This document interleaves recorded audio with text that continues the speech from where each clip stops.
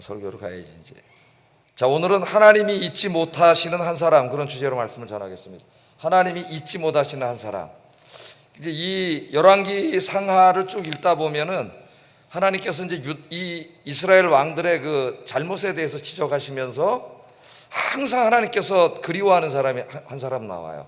또 어떤 왕이 상당히 잘했다 할지라도 그러나 그의 조상 다윗만큼은 못하였더라, 이런 얘기들이 많이 나옵니다.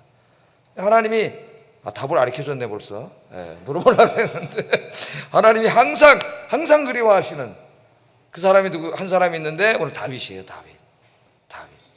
오늘도 하나님이 다윗을 거론하시는데 사도행전에 봐도 다윗, 예배를 이야기하면 다윗의 장막을 하나님이 세우기를 원하신다고 말씀을 하셨어요.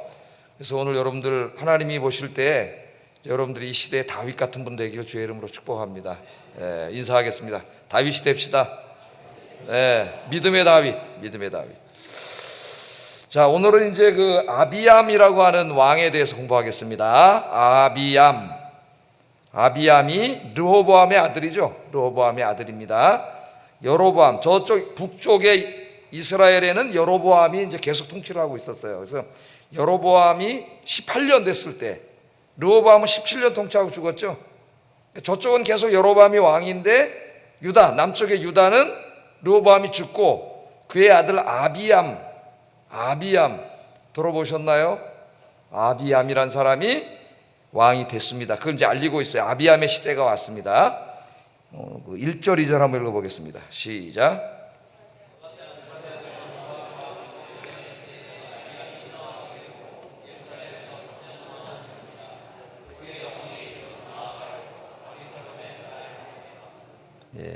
가로는 제가 해석해 놓은 거예요. 설명해 놓은 거예요. 자, 그럼 한번 저 도표를 한번 보겠습니다. 저 오늘 다 받으셨죠? 나눠드린 거. 그걸 꼭 가지고 오셔야 돼요. 오후지만 이제 공부를 할 때 그 도표가 굉장히 중요합니다. 제가 잘 그려놨는데, 요게 남유다 왕이죠. 남유다 왕. 이쪽은 북이스라엘 왕. 그래서 이제 솔로몬이 죽은 다음에 남쪽은 솔로몬의 아들인 르호보암이 통치를 했고, 북쪽은 반란을 일으켜가지고 왕이 된 누가? 여로보암이 통치를 했습니다. 여로보암은 22년간 통치했어요. 르호보암은 17년간 하고 먼저 죽었기 때문에 르호보암의 아들인 아비암이라고 나오는데 좀 이따 살펴보겠지만 역대기를 보면은 이름이 아비야라고 나와요. 아비야라고. 같은 사람입니다. 같은 사람.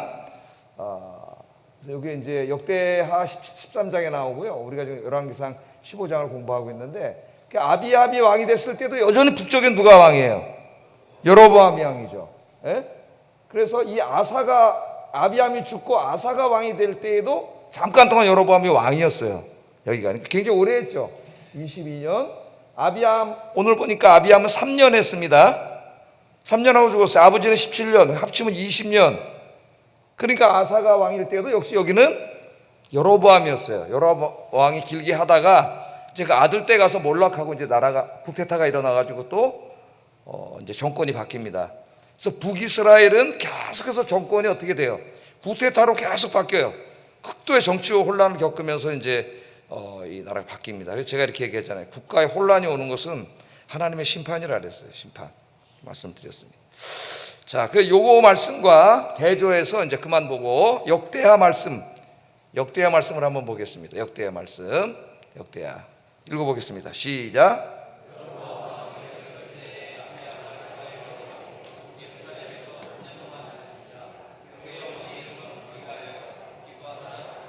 우리엘의 딸이더라. 요 지금 두 말씀을 한 번에 안 보이나? 아까 거랑 한 번에 보이게 할 수 있나? 한 번에 둘 다 켜보내 보세요. 비교를 좀 해야 돼. 비교. 자, 이제 또 공부하는 거니까 정신을 바짝 차리고 잘 보셔야 돼요. 두 말씀이 있는데, 자, 왜 이 두 말씀을 비교해야 되냐 하면은 열왕기상 15장 1절 2절 오늘 본문에 보면은 이 아비암의 엄마가 누구예요? 성경을 보세요. 누구예요? 마아가잖아. 마아가, 그죠? 마아가가 엄마입니다. 근데 마아가는 누구의 딸이라고 나와 있어요? 아비살롬의 딸이더라, 이렇게 나와 있죠. 지금 우리가 읽은 본문에. 근데 역대하를 읽어보면 마아가의 아버지가 다른 사람이야. 여기 누구로 나와 있어요? 마아가요 기브아 사람 우리엘의 딸이더라. 이게 성경을 아주 세밀하게 이렇게 비교해 가면서 읽는 사람은 이게 다 캐치가 돼요. 캐치가 되는데 안 그러고 읽으면 백날 읽어도 다른지도 모르고 이 사람이 같은 사람인지 다른 사람인지도 모르고 또 누구의 아들이고 엄마고 별로 신경도 안 쓰고 우리나라 사람들이 그렇게 성경을 읽을 수가 있습니다. 자, 결론적으로만 말하겠어요. 결론적으로 이 마아가는 그러니까 아비암의 엄마죠. 르호보암의 부인이면서 아비암의 엄마인 마아가는 아비살롬에게는 손녀딸이에요. 손녀딸. 딸이 아니고 열왕기상에는 딸이라고 나와 있는데 손녀딸. 이건 후손이라는 뜻입니다. 후손. 유대 말에 이제 히브리 말에 딸, 아들, 뭐 누구를 낳고 이게 꼭 부자 관계를 나타내지 않아요. 어떨 때는 증조 할아버지를 아버지처럼 쓴 데도 있고, 그 유대인들은 그렇게 막 씁니다. 그리고 이제 역대하를 읽어보면은 이 아비암의 엄마 미가야가 기브아 사람 우리엘의 딸이죠. 우리엘의 딸이에요. 아셨죠? 역대하하고 열왕기서하고 역대기서를 읽을 때 같은 내용이 이제 나오는데 좀 상이하게 나오는 것들이 있습니다. 이름도 다르고 이런 것들 이렇게 비교해서 읽으면서 이제 이 공부하는 동안에 여러분들이 알아가면 되는 거예요. 알아가면. 아시겠죠? 이제는 알아야 됩니다. 배웠으니까 교회를 오래 다녀도 성경이 뭐 이런 게 있는지 없는지도 모르고 그러면 안 되겠죠. 그래서 이렇게 알아가야 돼요. 그리고 이제 오늘 이게 또 여러분이 지금 이 시간에 다 읽을 수는 없지만은 오늘 읽은 본문에 보면 아비암이 긍정적으로 나와요, 부정적으로 나와요? 예? 죄 증거밖에 안 나오잖아요. 오늘 본문에 아비암 죄 증거에 대해서 계속 얘기하잖아요. 예? 그리고 지 아버지 닮아서 또 초첩도 많이 두고 또 이 죄 짓는 게 나오죠. 그런데 이제 여러분 고기를 접어놓고 역대하 13장을 한번 펴보세요. 역대하 13장. 역대하 13장. 이게 같은 사건을 다루고 있어요. 아비암에 대해서 같은 사건을 다루고 있습니다. 여기를 읽어보면은 아비암에 대한 부정적인 얘기가 나오지 않아요. 역대하에는. 그 저기 한번 켜보세요. 제가 설명을 주석을 달아왔어요. 왜 그런지. 자, 여기 지금 열왕기서에 나온 아비암이라는 이름이 나왔죠. 역대에게는 아비야로 나오고 같은 사람인데 아비암. 지금 우리가 읽은 열왕기상 15장에 나오는 아비암은 바알은 나의 아버지다 그런 말이에요. 바알은 나의 아버지다. 이상하죠? 유다의 왕인데 바알은 나의 아버지다. 그러니까 뭔가 좀 아비암은 이렇게 우리 저 정치인들인데 좀 못된 정치인들, 사악한 정치인들 보면 좀 조롱하는 투로 얘기하잖아요. 그런 식의 이름이에요. 아비암은. 바알, 저거 바알은 나의 아버지다. 바알의 새끼야 그런 뜻입니다. 예? 정치인들 자기 싫어하는 정치인들 얘기할 때. 근데 이제 아비야는 여호와는 나의 아버지다 그런 뜻이에요. 아비야. 그러니까 이게 진짜 이름이에요. 아비야가 유다의 왕이니까 솔로몬의 손자잖아요. 여호와는 나의 아버지다. 원래 여호와는 나의 아버지다로 지어줬는데 이 사람이 하도 죄를 짓고 우상 숭배를 해가지고 사람들이 아비암이라고 부른 것 같아. 얘 바알의 새끼 그렇게 부른 것 같아요. 바알, 아비암. 보면은 왜 열왕기서하고 역대기하고 동일한 인물을 평가하고 있는데 상반되게 평가를 하고 있습니다. 오늘 열왕기서에는 잘못한 것만 쓰고 있어요. 그래서 죄 짓는 것만. 그런데 역대하 13장 때 좀 이따 자세히 살펴볼 거예요. 역대하 13장을 읽으면 잘못된 걸 기록하지 않아요. 그가 하나님을 의지하고 싸웠던 잘한 걸로 기록하고 있어요.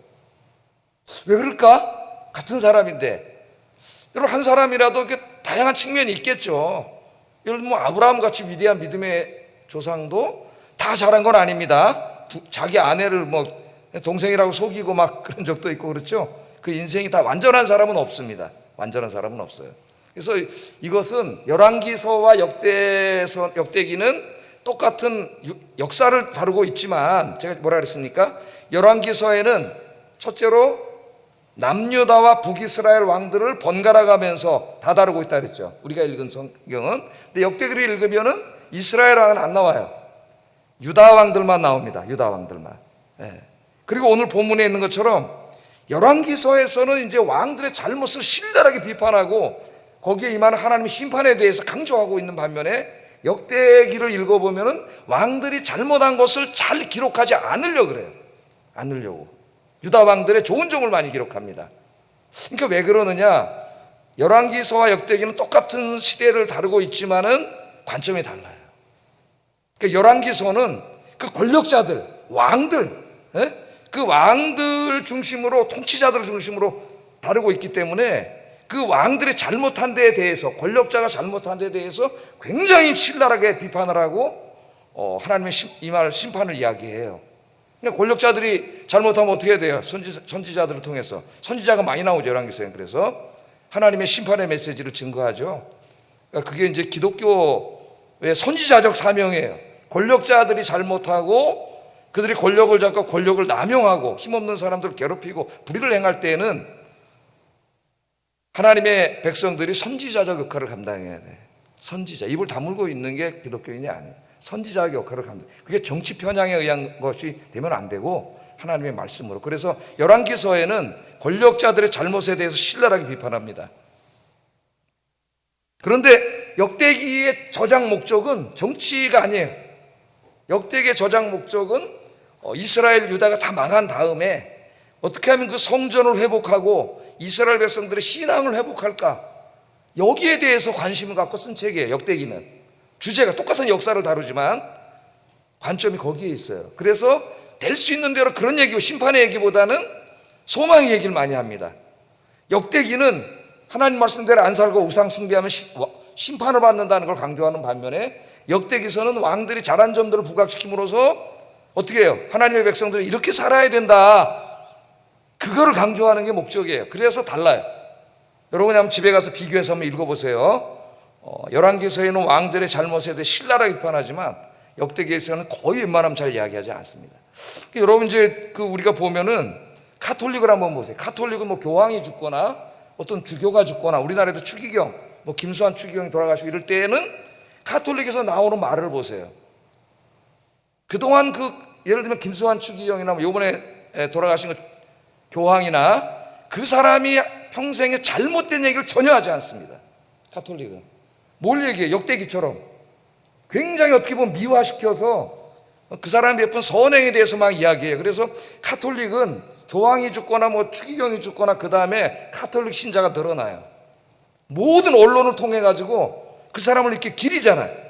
근데 우리 개신교는 참 아쉬워요. 뭐 그 사람이 다 그렇게 완벽했을까요, 그 교황이?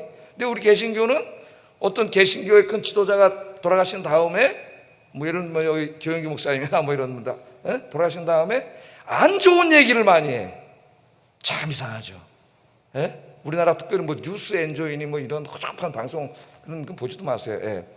안 좋은 걸 막 드러내가지고 오히려 기독교가 욕을 먹어요. 그분이 잘한 게 너무 많은데 잘한 게 안 좋은 얘기만 자꾸 끄집어내. 이게 기독교인들이 참 못됐다 그런 생각이 들어. 우리 교인은 아니고 이제 또 그런 사람들이 많이 있다는 거예요. 그냥 참 아쉽죠. 카톨릭 그런 거 봤어요? 욕하는 거? 욕하지 않습니다. 책도 내고 막 미화시켜가지고 거의 성인화 시켜요. 성인화. 왜 그럴까요? 자기 카톨릭을 위해서 해요. 그러니까 신자들이 늘어나는. 개신교 어떻게 이거 없는 흠도 찾아내가지고 뭐 예를 들면 조영 목사님 같은 뭐 얼마나 훌륭한 일을 많이 했는데, 물론 인간적으로 비판받을 일도 있지만은 이상하게 그런 것만 해서 부각을 시킴으로써 기독교는 욕을 먹고 기독교는 마치 좀 타락한 종교처럼 되고, 기독교는 스스로가 그래요. 그래서 이거는 좀 우리가 지혜롭게, 잘못된 거는 우리가 미워하면 안 되겠죠. 우리가 고치고 이렇게 나가야 되지만은 이 열왕기서와 역대기서의 지혜를 좀 배워야 된다는 생각이 듭니다. 제가 예를 들어서 여러분 장례식에 가서 돌아가신 분 설교하는데 그 사람이 잘한 것도 있고 못한 것도 있는데, 못한 거 얘기하는 거 들었어요? 안 들었어요? 안 듣죠? 제가 그분이 잘하신 것만 이야기해요. 왜냐하면 거기는 그분이 하나님 나라 가신 다음에 이제 그분의 뜻을 기리고 자녀들을 위로하고 우리가 신앙생활 잘합시다 이런 설교를 하는 게 그 목적이기 때문에 제가 절대 그런 얘기하지 않아요. 그러니까 그거는 뭘 누굴 숨겨주고 이런 게 아니라 지혜입니다. 지혜. 오늘 역대기와 열왕기서 역할이 다른 거예요. 역할이. 자, 그 정도로 여기는 왜 아비암이고 아비아냐, 그 얘기를 이제 말씀드리겠습니다. 자, 그 다음에 이제 그 엄마 얘기를 하는데, 지난번에도 이제 엄마 얘기가 나왔는데, 엄마가 마아가입니다. 마시예요. 마아가라는 엄마인데 우리엘의 딸이고 아비살롬의 손녀. 뭐 그걸 우리가 외울 필요는 없겠지만은 성경에 있다가 이게 왜 다르지? 그거는 이제 알아야 된다 그런 얘기예요. 자, 그런데 이 마아가는 어떤 여자였느냐? 아비암의 엄마인 마아가는 어떤 여자였느냐면 아세라를 섬기던 여자였어요. 아세라. 그게 어디 나왔냐면은 이제 아직 오늘은 안 읽었지만은 역대하 11장 21절에 그 아비암의 아들인 아사가 왕이 됐을 때 이제 그 사건에서 나와요. 한번 읽어보겠습니다. 열왕기상 15장 13절 한번 읽어봅니다. 시작.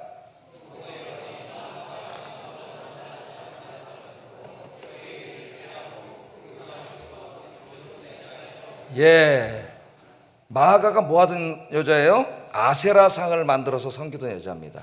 아세라. 그러니까 그 아비암의 엄마가 아세라를 섬기던 여자예요. 예? 그런데 아비암의 아들이 이제 왕이 됐는데 아비암은 3년밖에 못했습니다. 죄 짓고 살다가 하나님이 그냥 데려가셨어요. 그래서 3년밖에 못하고 아들 아사가 됐는데 이제 아사는 굉장히 훌륭한 왕이에요. 또 우리 앞으로 공부하겠지만은 그 아사가 왕이 돼서 종교 개혁을 하는데, 그러니까 마아가는 자기 할머니가 되겠지. 할머니의 태우자리를 폐해버렸어요. 할머니가 태우신데 대왕 대비 마마신데 폐위시켜버렸어요. 왜? 아세라상을 섬기고 아세라를 퍼뜨리기 때문에 그런 얘기가 나옵니다. 그러니까 아세라상을 섬기던 여자였다, 그렇게 우리가 알면 되겠습니다. 자, 그러면 이제 아비암의 아버지는 누구예요? 르호보암입니다. 엄마는 마아가는 우상 숭배하던 여자, 아세라 신을 섬기던 여자. 아세라는 이제 나무로 만든 목상이라 했죠. 목상. 우리나라에도 시골에 가면 뭐 장승 같은 거 나무로 막 만들어 놓고 이제 이렇게 비슷하다고 생각하시면 되겠습니다. 뭐 이렇게 크지는 않지만은 목상에. 자, 근데 르호보암이 아내가 몇 명이라 그랬어요? 지난주에 18명. 첩이 60명. 그래서 도합 78명이라 그랬잖아요. 아들이 28명, 딸이 60명, 28남 60녀예요. 60녀. 그게 아버지입니다. 아버지. 그러면 지금 정식 왕비만 해도 지금 몇 명이에요? 18명이잖아요. 초첩이 60명이고 78명입니다. 여기서 다 왕자가 안 나왔겠지만 자식들이 엄청 이제 많이 나왔는데, 왕자가 아까 28명, 아들이 28명인데 그 28명의 아들 중에서 이 르호보암이 자기 후계자 세자로 책봉할 때 누구를 책봉한 거예요? 아비암을 책봉한 거예요. 누구의 아들? 아세라를 섬기는 마아가의 아들 아비암을 세자로 책봉을 해서 왕위를 물려줬습니다. 그건 좀 이상하잖아요, 여러분. 그죠? 너무 이상하죠? 왜 그럼 르호보암은 이 우상 숭배자의 아들을, 그 아들이 28명이나 있는데 우상 숭배자의 아들에게 왕위를 물려줬을까? 그것도 나옵니다. 그것도 나와. 21절, 이건 역대기 말씀인 것 같은데 21절 22절에 보면 한번 읽어보겠습니다. 시작.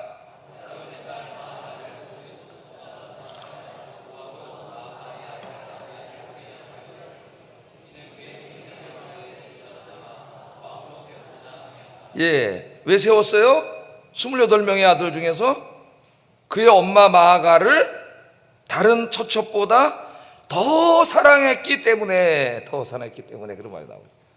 28명, 이게 뭐 처첩이 아까 몇 명인데 나도 모르게 까먹었다 이제 하도 많아가지고 아내가 18명, 첩이 60명인데 78명인데 그 중에서 78명 중에서 르호보암이 제일 사랑한 여인은 마아가예요. 마아가. 그러니까 마아가가 얼마나 가서 왕을 홀렸겠어요. 그렇죠? 그리고 홀딱 넘어간 거잖아요. 홀딱 넘어가. 그래서 그 아들을 세운 거예요. 그러니까 이 왕이, 르호보암이 얼마나 한심하냐. 한 나라의 왕을 세우는데 그 세자들 중에서, 많은 세자들 중에서 누가 진짜 이 나라를, 하나님이 주신 나라를 잘 이끌어갈 지도자감인가 하는 이런 기준, 객관적인 기준에 의해서 왕을 세워야 되는데, 왕을 세우는 기준이 뭐냐? 내가 제일 사랑하는 여인의 아들이기 때문이야. 그러니까 이게 얼마나 한심한 왕이에요. 하다못해 우리나라의 저 삼성, 그 유명한 이야기가 있잖아요. 그죠?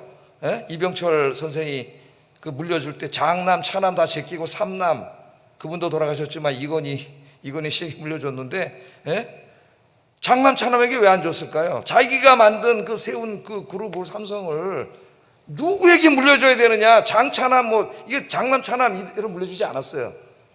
자기가 판단할 때 이 삼성을 제일 발전시킬 수 있는 사람, 셋째 아들이야. 그러니까 이건희한테 물려준 거예요. 셋째 아들. 한 기업을 물려줄 때에도 장남도 사랑하고 차남도 사랑하지만 자기가 세운 기업을 더 발전시킬 사람을 택해서 물려주는데, 하나님이 맡기신 한 나라를 물려줘야 될 왕이 판단의 기준이 내가 제일 사랑하는 여자니까 능력이 있든 없든 세워놨다는 것은 이 르호보암이 얼마나 한심한 자인가. 그래서 이제 이 아비암이 됐다가 3년 만에 이제 이 사람도 죽게 됩니다. 한심한 왕이라는 걸 우리가 알 수가 있어요. 그래서 우리 그리스도인들은 항상 판단의 기준이 뭐가 돼야 돼? 하나님이 돼야지. 하나님 말씀이 돼야지. 하나님 말씀. 하나님의 말씀의 기준에 의해서 중요한 것을 선택할 줄 알아야 됐고, 이런 것만이 아니라 우리 인생에 많은 일들에 있어서 그것이 굉장히 중요합니다. 자, 그럼 아비암은 어떤 왕이었을까요? 아비암은 하나님을 잘 섬겼을까요? 못 섬겼을까요? 아까 제가 말했듯이 열왕기서를 읽어보면은 죄진 거밖에 안 나오고, 열왕기서를 안 읽은 상태에서 역대기만을 읽었다면 굉장히 훌륭한 왕으로 나와요. 왜 그런가는 제가 지금 설명을 이미 드렸습니다. 자, 오늘 7절에 보면은 이 아비암과 여로보암 사이에 전쟁이 있었다 그래요. 전쟁이 있었습니다. 전쟁이 있었어요. 오늘 본문에는 자세히 안 나오지만 아까 역대하 13장 피라 그랬죠. 역대하 13장의 아비야의 이야기를 보면 다 전쟁 이야기예요. 여로보암하고 싸운 이야기만 나옵니다. 상당히 자세히 나오는데, 이 쭉 여러분 보시면은 이 전쟁을 할 때에 아비야의 군대는 40만 밖에 안 돼요. 역대하 13장을 집에 가서 한번 읽어보세요. 군대가 40만. 그런데 여로보암의 군대는 80만이에요. 80. 지금 같으면 막 핵무기가 날아가고 그러니까 꼭 숫자가 우세를 범하는 건 아니지만, 그 당시에는 칼로 싸우는 시대이기 때문에 숫자가 2배이면 이길 수가 없어요. 엄청난 차이가 있는 겁니다. 2배나 이쪽 군대가 많아요. 3절에 보면 아비야는 싸움에 용감한 군사 40만을, 그 역대하 13장 3절 한번 보세요. 아비야는 싸움에 용감한 군사 40만 명을 택하여 싸움을 준비하였고, 여로보암은 큰 용사 80만 명을 했다 그러잖아요. 그죠? 역대하 13장 피가 한번 읽어보세요. 그러니까 나옵니다. 자, 그러면 아비야는 40만의 군사로 2배가 넘는 80만의 군사가 싸워서 이겼다 그래요. 오늘 성경에 보면 어떻게 이겼을까요, 여러분? 도저히 이길 수가 없는 전쟁입니다. 더더군다나 역대하 13장을 자세히 읽어보면은 전쟁을 하는데 아비야는 이게 전쟁 초보자예요. 왕된 지 얼마 막 왕이 됐을 때이기 때문에 전쟁해본 적도 없는 사람이에요. 여로보암은 노련한 전사입니다. 전쟁을 하는데 역대하 13장 읽어보세요. 여로보암이 작전을 짜요. 어떤 작전을 짜냐? 매복 작전을 짭니다. 매복. 그래서 일부의 군대가 여기 딱 있어요. 일부의 군대가 여기에 주력 부대가. 그러니까 아비암이 40만 이끌고 딱 왔다가 어떻게 해요? 쫙 쳐들어오잖아요. 여기 다 들어왔을 때 이 뒤에 매복했던 군대가 딱 나왔어. 그럼 어떻게 되겠어요? 포위가 됐잖아요. 포위가. 매복에 걸리면은 군대가 3배 있어도 못 이겨요. 가장 효과적인 전쟁이 매복 전쟁이에요. 그냥 도가내던 쥐가 된 거예요. 군대도 절반밖에 없는데 포위를 당했습니다. 매복에 속아가지고. 다 죽게 생겼어요. 꼼짝없이 죽는 거예요. 몰살입니다. 그런데 어떻게 이길 수 있었느냐? 역대하 13장 13절 17절에 그 비결이 나와요. 비결. 재밌죠, 성경. 성경 말씀 재밌어요. 자, 보세요. 비결이 여로보암이 유다의 뒤를 둘러 복병하였으므로 그 앞에는 이스라엘 사람들이 있고 그 뒤에는 복병이 포위한 거예요. 있는지라 유다 사람이 뒤를 돌아보고 자기 앞뒤에 적병으로 말미암아, 이게 누구니까 포위됐잖아 지금. 어떻게 했어요? 여호와께 부르짖고 제사장들은 나팔을 불고 이제 막 아우성이 된 겁니다. 포위가 됐으니까 꼼짝없이 40만 명이 몰살하게 생긴 거예요. 유다 사람이 소리 지를 때 하나님이 여로보암과 온 이스라엘을 아비야와 유다 앞에서 치셨다. 자기들이 싸움을 잘해서 이긴 게 아니에요. 누가 치셨어요? 하나님이 그냥 여로보암을 공격해버렸어요. 그래서 이긴 겁니다. 16절에 이스라엘 자손이 유다 앞에서 도망하는지라 하나님이 그들의 손에 넘기셨으므로 아비야와 그의 백성이 크게 무찌르니 이스라엘이 택한 백성들이 죽임을 당하고 엎드러진 사람들이 50만 명, 80만이 왔다 50만이 죽었습니다. 이날. 자, 여로보암은 이 전쟁에서 참패한 이후에 한 2, 3년 더 하다가 이제 죽습니다. 망하게 돼요. 그리고 그 아들도 쿠데타가 일어나서 금방 망하게 돼요. 그러니까 이 전쟁으로 결국 여로보암은 망하게 된 거예요. 자, 20절에 보면 역대하 13장 20절, 아비야 때에 여로보암이 다시 강성하지 못하고 여호와의 치심을 입어 죽었고, 이렇게 나오잖아요. 여로보암이 왜 심판을 받았겠어요, 여러분? 예? 그 이유가 이제까지 공부한 내용과 역대하 13장 4절 12절에 자세히 나와요. 자세히 나와요. 여로보암은 단과 베델의 금송아지 우상을 만들어서 온 이스라엘 사람들을 우상 숭배하게 만들었죠. 이게 8절에 나옵니다. 역대하 13장. 하나님이 세우신 아론의 합법적인 제사장들을 쫓아내고 이방 사람들의 풍속에 따라 자기 마음대로 제사장을 임명했습니다. 역대하 13장 19절에 있죠. 아비암과 유다 백성들은 하나님이 세우신 제사장들을 통해 하나님이 기뻐하시는 예배를 드렸지만 여로보암은 엉터리 제사장들 세워놓고 엉터리 예배를 드렸어요. 10절 11절에 나옵니다. 아비암과 유다는 하나님의 율법의 말씀에 순종했지만 여로보암과 이스라엘은 역대하 13장 11절에 보면 불순종했다고 비교가 계속되고 있어요. 비교가. 그러니까 하나님께서는 이 아비야가 초창기 하나님 잘 섬겼다 그랬죠. 하나님을 잘 섬기는 아비야를 도와주시고 여호와를 심판하신 거예요. 우상을 숭배하는. 그게 승리의 비결입니다. 자, 이처럼 아비암은 처음에는 하나님 앞에 굉장히 신실한 사람이었어요. 너무나 안타까워요. 신실한 사람이었습니다. 자, 이것도 한번 10절 12절 읽어보면 우리에게는 여호와께서 우리 하나님이 되시니 우리가 그를 배반하지 아니하였고 여호와를 섬기는 제사장들이 있으니 아론의 자손이요 또 레위 사람들이 수종들어 매일 아침 저녁으로 여호와 앞에 번제를 드리며 분향하며 또 깨끗한 상에 진설병을 놓고 또 금 등잔대가 있어 그 등에 저녁마다 불을 켜나니 우리는 우리 하나님 여호와의 계명을 지키나 너희는 그를 배반하였느니라. 아비암이 한 말이잖아요. 아비암이. 하나님이 우리와 함께 하사 우리의 머리가 되시고 그의 제사장들도 우리와 함께 하여 전쟁의 나팔을 불어 너희를 공격하느니라. 이스라엘 자손들아 너희 조상들의 하나님 여호와와 싸우지 말라. 너희가 형통하지 못하리라. 그러니까 아비암이 맨 처음에 왕이 됐을 때는 굉장히 이렇게 믿음이 좋았어요. 3년 통치 중에 초창기에 전쟁이 났을 때 믿음이 좋았습니다. 이 전쟁에서 하나님 의지하고 싸워서 이겼어요. 아비암이 끝까지 이렇게 하나님 의지했다면 3년 만에 죽지 않았을 거예요. 나라가 더 잘 되고 번성했을 겁니다. 그런데 아비암의 불행이 찾아와요. 불행. 전쟁에서 이긴 다음에 불행이 찾아와요. 성경에 보면은요, 성공하고 난 다음에 쓰러진 사람이 굉장히 많습니다. 성공하고 난 다음에 교만해지고 하나님을 떠나요. 사람들이 오히려 실패하고 고통이 올 때 회개하고 하나님께로 나가. 참 아이러니하죠. 성경에 그런 이야기가 많아요. 자, 그런데 이 승리를 하고 이제 기고만장했겠지. 아버지 때에 아버지랑 함께 싸우던 여로보암, 아버지도 어떻게 함부로 못하던 여로보암을 내가 이제 싸워서 이겼으니까 막 이 아들이 이제 기고만장했는데 이때부터 교만해지면서 하나님을 떠나서 이제 죄짓고 우상숭배하기 시작합니다. 엄마가 우상숭배자잖아요. 그걸 따라가기 시작하는 거예요. 그렇게 죄를 짓게 돼요. 그래서 이제 이 아비암이 3년 만에 망하게 돼요. 그러니까 오늘 말씀은 너무 뚜렷하게 보여주는 거예요. 우리가 어떻게 살아야 되느냐, 어떻게 살아야 되느냐를 역대기와 역대기 13장과 이 15장, 열왕기상 15장을 통해서 하나님이 우리에게 가르쳐 주시는 거예요. 어떻게 살아야 돼요, 여러분? 어떻게 살아야 돼요? 하나님 잘 섬기고 살아야지. 그게 가장 지혜로운 사람이에요. 내가 뭘 머리를 써가지고 장깨를 부리고 막 그런다고 잘 되는 게 아니에요.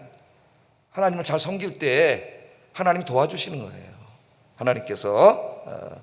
근데 끝까지 그렇게 하지 못하고 이제 죽습니다. 느바세 아들 여로보암 18째 해 아비암이 유다 왕이 되고 예루살렘에 3년 동안 다스리니라. 그래 8절에 아비암이 그의 조상들과 함께 자니 다윗성에 장사되고 그 아들 아사가 대신하여 왕이 되니라.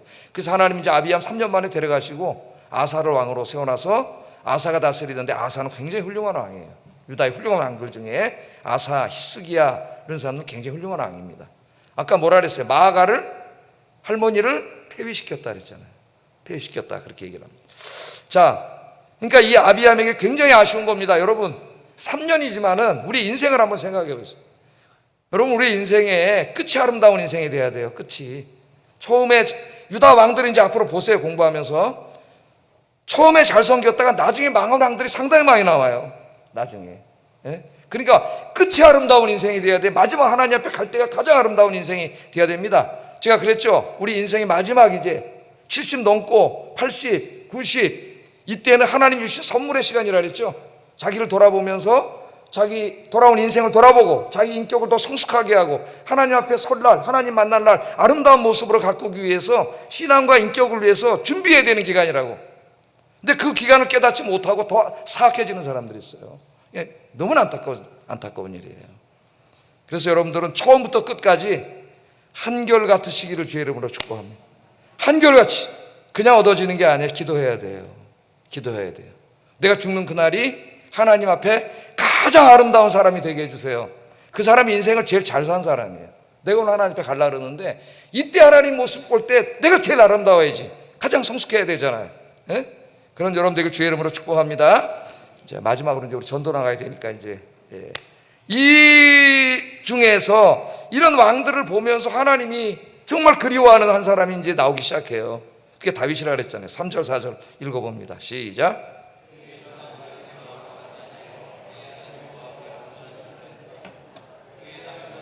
다윗을 위하여 예루살렘에서 그에게 등불을 주셨다. 그렇게 얘기합니다. 그의 조상 다윗의 마음과 같지 아니하여. 하나님 누굴 찾으셔요 지금? 다윗의 마음을 찾는다 그러잖아요. 다윗과 같은 마음, 다윗처럼 하나님 사랑하고 하나님을 예배하고 기도하는, 하나님 경외하는 바로 다윗과 같은 마음을 가진 사람 어디 없나? 어디 없나? 우리 아영교회에 가득한 줄로 믿습니다. 이 더운 여름에 오후 예배 오신 여러분이 바로 그런 분인 줄로 믿습니다. 그래서 하나님이 찾으시는 바로 그 한 사람, 다윗 같은 여러분이 되시기를 주의 이름으로 축복합니다. 하나님 다윗이 뭐라 그랬어요? 5절에 이는 다윗이 햇사람 우리아의 일 외에는 평생에 여호와 보시기에 정직하게 행하고 자기에게 명령하신 모든 일을 어기지 아니하였더라. 예? 우리아야, 이건 뭐 여러분 다 아시잖아요, 그죠? 바세바 그 강간 사건은 여러분, 강간이 아니라 간음 사건이죠. 이 사건은 여러분이 잘 아시잖아요. 하나님 뭐라 그러냐? 다윗도 완전하진 않아. 예? 그도 인간이 완전할 수가 없어요. 그러나 그것 외에는 하나님 앞에 완전했다. 실수 안 하는 사람이 어디 있습니까? 그거 외에는, 그게 뭔지 모르지만 여러분에게 이 사람 정말 하나님 앞에 마음에 합한 자다. 그렇게 되시길 바랍니다. 기도하겠습니다. 하나님께서는 하나님을 경외하는 사람, 하나님을 온전히 섬기는 사람들에게 복을 주십니다. 하나님을 잘 섬겨 복받는 삶이 되게 하소서. 두 번째, 다윗과 같이 하나님을 온전히 섬기는 사람, 그래서 하나님께서 잊지 못하시는 사람, 내가 그런 사람, 다윗의 마음을 가진 사람이 되게 해주세요. 기도하겠습니다.